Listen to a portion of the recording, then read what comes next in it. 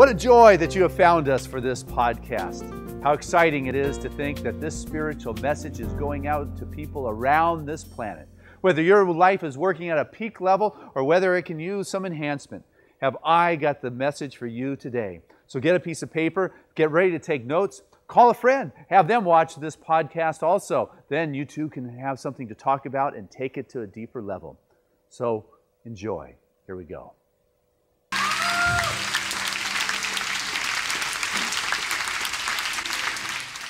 Hey, good morning, Seaside. Wow, what a joy it is to be with you on this exciting day with thunderstorms, lightning storms. I see somebody covered up my convertible because we had rainstorms during the first service. It is just part of the dynamics of our fun summer weather, that's for sure. And it's part of spirit, it's part of life, it's part of weather. It's going with it. And this morning's message is perfect for that kind of experience because it's called Holy Harmonies. And I came up with the title from reading Hazrat Inayat Khan, Sufi mystic, his book about music, and he talked about harmonies. And yet, what's interesting is you have so many different things going on, and yet it's harmony. You got the drums, or the piano, the saxophone. You got Fran singing, and you got the highs and the lows, and it stops and it goes, and it's like harmony doesn't mean it's just everything's calm and cool. You know, when I'm surfing and I'm just in harmony with the wave and I'm flying down the face of the wave, there's power there, there's exuberance there, there's activity, there's turbulence, there's all sorts of things going on. But when you're in harmony, you just fly across the face and you're in that rhythm. See, holy harmony is just, it's being present with what's going on and getting into that groove that is there. A couple weeks ago when we were in Costa Rica, we took a funky old truck up into the mountains to the back rainforest and got out and hiked down with some guides and other people down a deep canyon to the bottom where there's a river, and we went waterfall rappelling. Now, I've never rappelled down anything in my life. I've only watched Trevor go down REI's rock wall over here. So we took Trevor with us because I figured he knows how to do it. And so when we got to the edge, they hooked him up first, and Kelly and I watched our little 7-year-old son go over an 85-foot cliff and just disappeared. What did we just do? We may question our parenting skills later on. And I was up next, and I looked over, and he's just beaming and giggling from ear to ear, and he made it, and now it's my turn. Now, it's not really a comfortable thing to jump over backwards over a cliff. And so I was not in harmony with the whole thing at that moment. You know, I was fighting, and I was trying to do the right thing, and all that was happening was I was bouncing off the wall and into the waterfall as they lowered me to the ground, and Trevor was cracking up at me. And it wasn't until like 4 or 5 later that all of a sudden I got in sync. I got in harmony, that I relaxed, and I was able to get the right postures and realize the true joy and not the fear of rappelling through waterfalls to get down a canyon. It's called canyoning. And so in our life, you know, sometimes it takes a little time to get in harmony with what it is we're doing, what's going on. I watched the people we were with, and their eyes were as big as ours, I'm sure, and they were filled with joy. And I remembered something that Deepak Chopra said. He said that you do not have to believe in God to experience God. It's like, wow.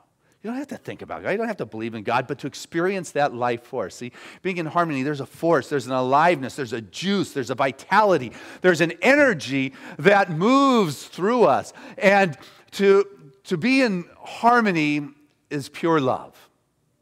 And love is a complete connectedness. It's a complete connectedness. When you're completely connected, you're in harmony with what's going on in life. You can deal with what comes up. Because some of the things that come up may not be what your first choice is to have go on in your life. And so you can choose to attack, you can choose to defend, but what I've come to recognize is when you choose attack and defend in your life with what is going on or towards people, you send love away. You're not connected, you send it away. If you've got things going on and you blame someone else, or you blame the stock market, or you blame the environment, or you blame the economy, or you get into guilt, you've just sent love away. You're not connected, you have sent it away. Or if all of a sudden you begin to believe in limited thinking, that this really may not work out, you've just rejected the miracles. You've just rejected the miracles from your life. And then you wonder why you're so depressed. When you're feeling that depression, that's the time you start asking yourself the essential questions like, what's going on here? What do I need to know here? What am I doing? What am I not doing that is allowing fear to prevail in my life? Oh, come on, Christian, you got to get real about this, you know? You got to be honest about this. Well, what's so real about giving in to the weakness as opposed to claiming your strength? Sometimes you just need to tell your fear to go to hell, because that's where it came from in the first place.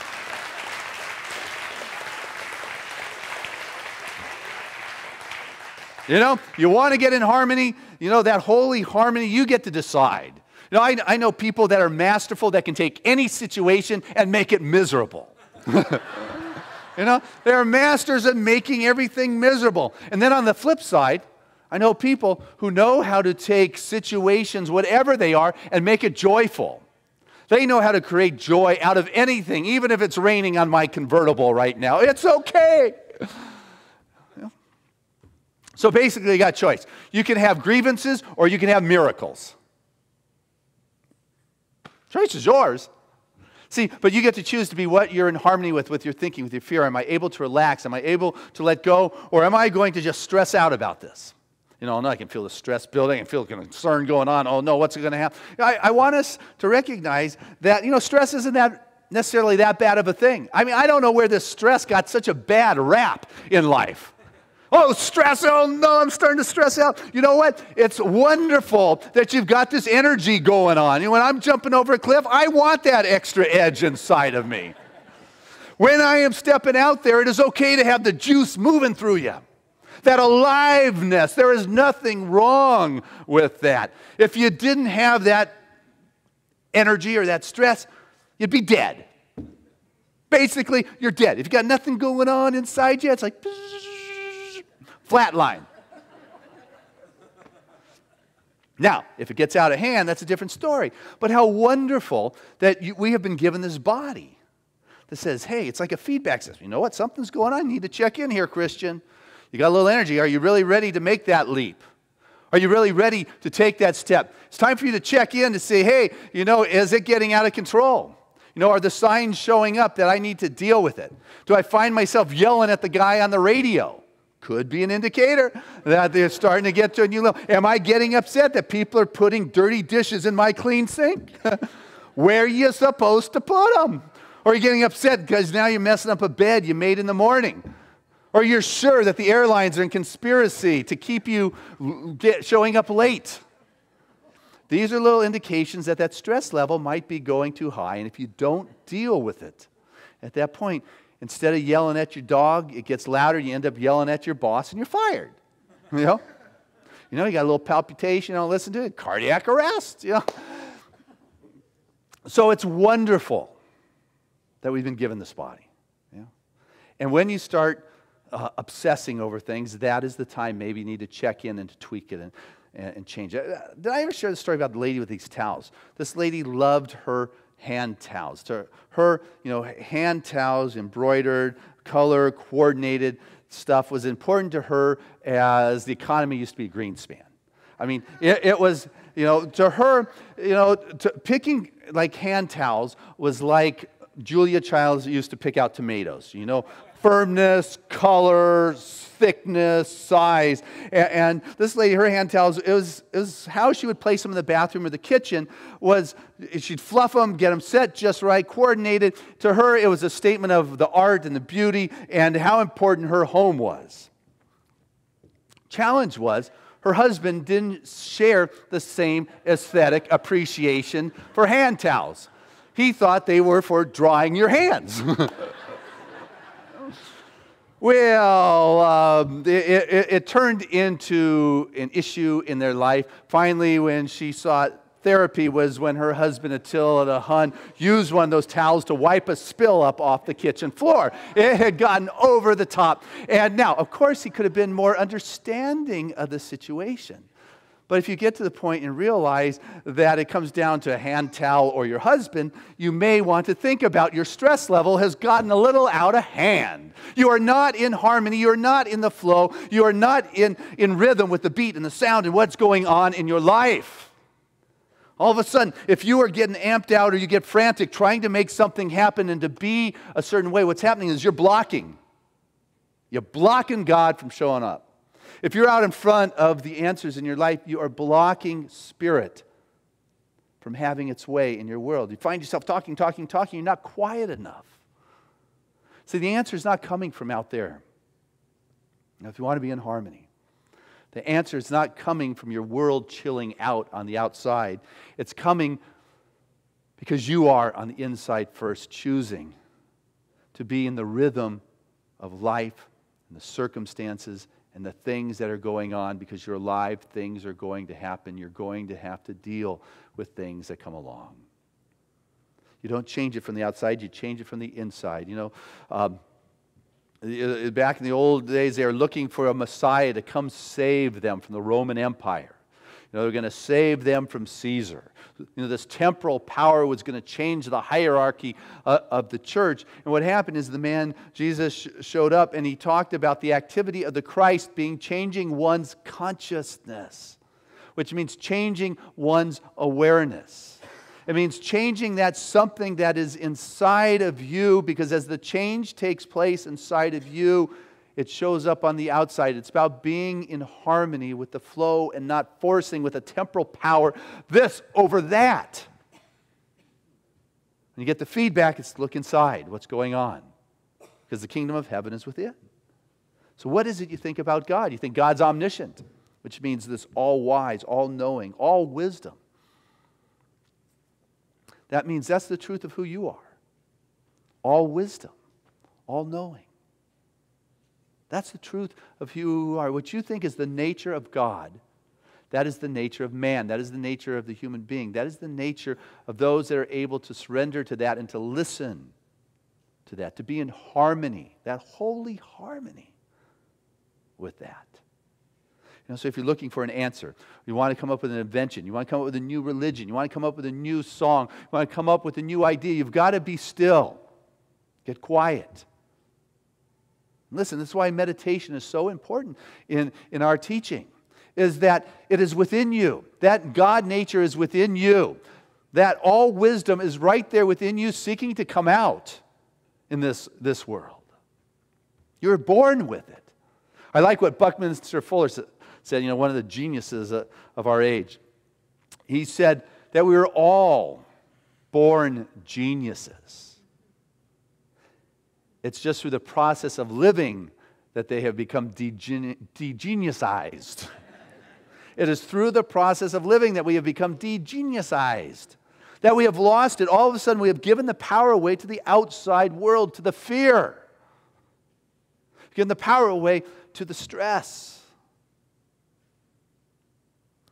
All of a sudden, where am I going to get the genius? When am I going to get the God greatness? When am I going to experience the glory of God? When I die? When I die and go to heaven, then I'm going to get it. What? God's withholding it from me? It's all been given. The greatness of spirit, you don't get it when you die. Here you go, you arrived. It is waiting for you now. The challenge is I have not claimed it. I have not come to know my true nature through that meditative state. It is there. You don't need to die to get it. It is waiting for us now. But if I'm fighting against it, I put up my dukes, what happens is I've got an opponent. But if I surrender to the true nature of my being, if I allow myself to be in harmony, what begins to happen is it unfolds. It comes from within. There's this wonderful story of a young Islamic girl by the name of Rabah. And she got caught up in the pilgrimage to Mecca to go meet God or to connect with God. And she moved out with the mass of people that went over the rivers and the mountains and the valleys. And as she got to the outskirts of Mecca and the throngs of people were pushing themselves into the inner circle, she stopped. She fell to her knees and started crying and said, God, forgive me. Forgive me that I went looking for you. I tried to find you. Because you found me so many years ago. She realized she didn't need to go to Mecca to find God, that God has already found her. It's that connectedness. God and I are one. It's what the mystics have talked about. The Buddhists who meditate all the time, the Buddhist mystics talk about a oneness. They don't talk about God in the way we talk about it. And the Christian mystics talk about it. Islamic mystics are talking about it. The Jewish mystics, they talk about if I ascend into heaven, God is there. If I make my bed in hell, thou art there. If I walk through the valley of the shadow of death, thou art there. There's no place I can go where Spirit is not. So what is essential is that I get in harmony, that I get in rhythm, that I get in sync with that presence of God that is seeking to express itself, because life has circumstances. And you know what? The weak, when circumstances get thrown their way, those circumstances become the rulers of their life. Where the strong will use them as instruments. Oh, that's good. I like that. See if I can rephrase that. Circumstances become the ruler of the weak and become instruments of the strong. See? Circumstance of jumping off the cliff at first, I was terrified. But as I got into it, all of a sudden that circumstance began to bring me joy. It was in a moment I could choose terror or I could choose joy. In our life we can choose misery or we can choose joy. In our life we can choose fear or we can choose freedom. We get to that place of choice. What do I want to be in harmony with? Because Spirit is flowing and is looking to show up in my life. Where am I going to place this energy? And I will tell you what I think is a good spot is within the dream that is within your heart. Dr. Howard Thurman, one of the great theologians of the last century, said as long as there is a dream in a man's heart, there is no chance of losing the significance of living. Howard Thurman. As long as there is a dream in your heart, there is no chance of losing the significance of living.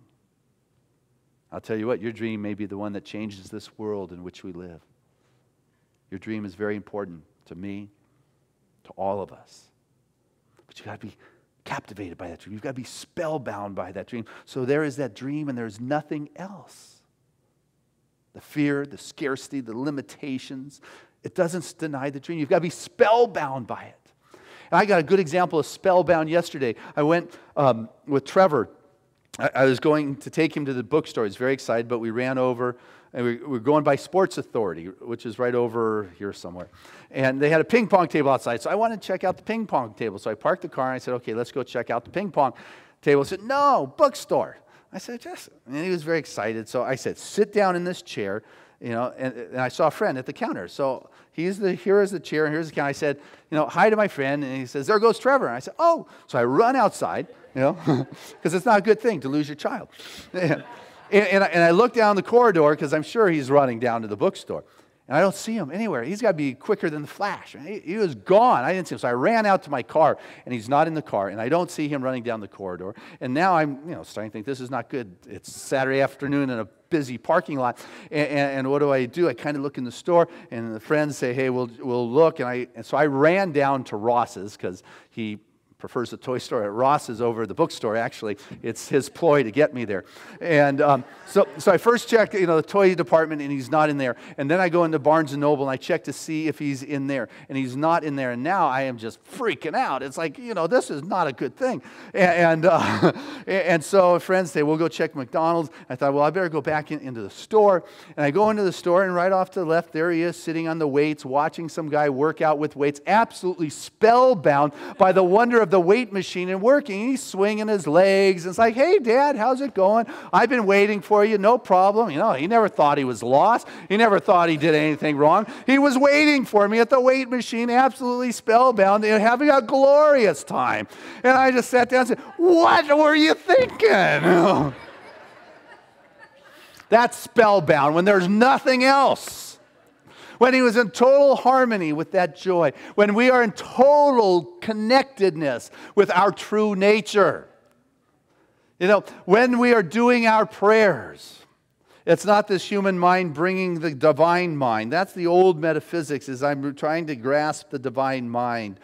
So the divine mind can overcome my lost child. My child was never lost. So the divine mind can overcome Caesar. It is not a temporal power to overcome the sicknesses, the challenges, the heart palpitations, the economy. It is about entering into that place where there is no otherness. And when my consciousness is so imbued with the omniscience, omniscience or with the all wisdom, all knowingness of God, and somebody brings to me their concept of their pain or their dis-ease or what their doctor reports, for me to do a prayer to make that better, you know what? As they enter in my consciousness, there is no disease.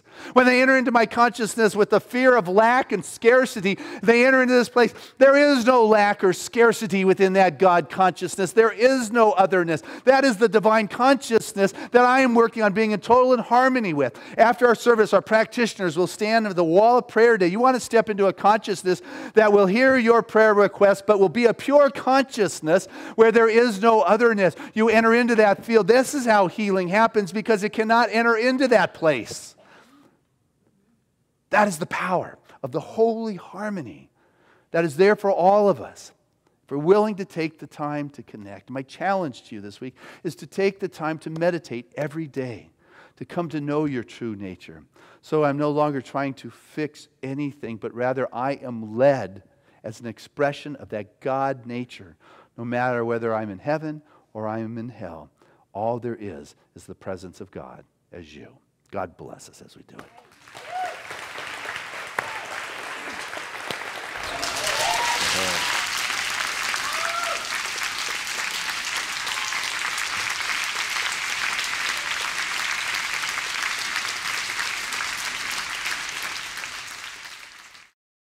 So I'd like to invite the ushers to come forward as we do take our gift from our heart. Again, with a lot of heart and soul and passion. Divine love through me blesses and multiplies all that I am, all that I give, and all that I receive. I am prosperous now. Hey, I trust you enjoyed that podcast. It was very exciting to be able to create that and to know that there are people like you all around the world that are observing and integrating these spiritual principles into their life. And so if you enjoyed it, what I'd like to do is encourage you to tell a friend or bring several friends together and watch another one of these podcasts, and then afterwards take some time to talk about the spiritual principles, to talk about the stories and what significance they have and relevance they have in your life. What then happens is it moves to a deeper and deeper level in your world. It becomes real and assists you to create the freedom in your life that your heart and soul so desire. So if you like this, I encourage you to watch it again, but also tune into our website here at seasidecenter.org. There, you can get some of my written material and take a look at it. You can read some of my spiritual prayers. You can even go to our online bookstore and order some of the books. And if you're so moved, what I greatly would appreciate is your financial support, which you could do online at seasidecenter.org. It is support like yours that assists us to be able to continue to do these kinds of gifts for humanity and send it out to the world. Because you know what? We are making a difference with this spiritual message. And because of support like yours, people are being touched in the farthest reaches of this planet, as well as our backyard, more than we could ever begin to realize. So I thank you from the fullness of my heart for making a difference.